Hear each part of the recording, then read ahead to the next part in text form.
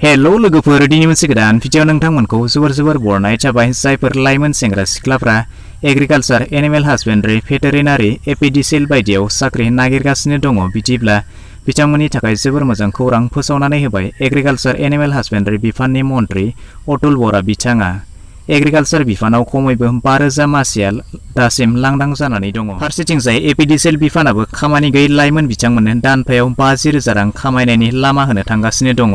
स' बिदिब्ला मा पस्ट मा बेनि थाखाय गासैखौबो नोंथांमोननो आबुङै फोरमायनानै होनाय जागोन।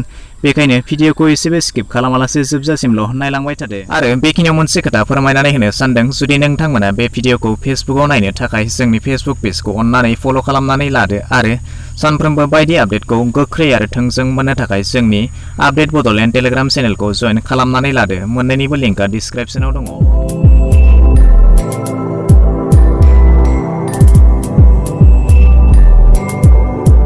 रायजोआव एग्रिकालचार बिफानखौ गोख्रों खालामनो थाखाय आबाद बिफाननि मन्थ्रि अतुल बरा बिथाङा खमैबो 5,000 लाइमोन सेंग्रा सिख्लाखौ थिसनगोन।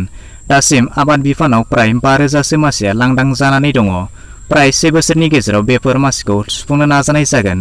बेफोर लांदां जाना थानाय मासिफोरा फारियै एडिअ, ELEW, engineer, assistant engineer, grade 2, grade 4 बायदिनि अनगाबो मन्थ्रि अतुल बरानि गासै बिफानावनो जेरै दाउ फिसिनाय, अमा फिसिनाय, भेटेरिनारि, एनिमेल हासबेन्ड्रि, कपारेसन बायदि बिफानफोरनि थाखायबो थाबैनो आर'ज बिलाइ हांख्रायनाय जागोन होनना फोरमायदों। फारसेथिंजाय एपिडिसिएल थामहिनबा आसामनि मोब्लिब बिफानाबो फोसावदों लाइमोन सेंग्रा सिख्लाफोरनि थाखाय मोजां खौरां। दानिफ्राय न' मोब्लिबनि बिल खाङै सासे सुबुङा आरजिनो हागोन प्राय दानफायाव 50,000 रां। एपिडिसिएलआ फोसावनानै होदों मोनसे मबाइल एप जायनि मुङा जादों इजि पे। गोदान मुगाजों बिथांमोना बे एप्सनि दारै कनजुमार बिथांमोननि जि बिल बे बिलखौ बिथांमोना बे एप्सनि गेजेरजों पे खालामनो नांगौ आरो साफ्रोम बाहायगिरिनि बिल पे खालामनायनि सोलायै बिथाङा मोनगोन 5% कमिसन। बेखायनो बै एजेन्टनि खामानिखौ मावनो थाखाय बिथांमोना साब डिभिजन बायदियै अनलाइन एप्लाइ खालामनो नांगोन। साननैसोनि गेजेराव बेनि आर'ज बिलाइ हांख्रायनाय जागोन आरो जायफ्रा मावनो गोसो दङ बिथांमोना बेनि थाखाय एप्लाइ खालामनो। बिदिब्ला दिनैनि भिडिअ बेखिनियानोसै। आसा खालामो नोंथाङा भिडिअखौ नायनानै गासैखौबो बुजिबाय जानांगौ। जुदि माबाफोर गोनो गोथो थाबावबायब्ला नोंथाङा कमेन्ट सेक्सनाव थांनानै सोंहरनो हागोन। भिडिअखौ नायनानै मोजां मोनबायब्ला मोनसे लाइक खालामदो, गाज्रि मोनबायब्ला डिसलाइक खालामदो आरो जुदि चेनेलाव गोदान नायगासिनो दंब्ला अन्नानै चेनेलखौ साबस्क्राइब खालामनानै लानोबो दाबावगारदो।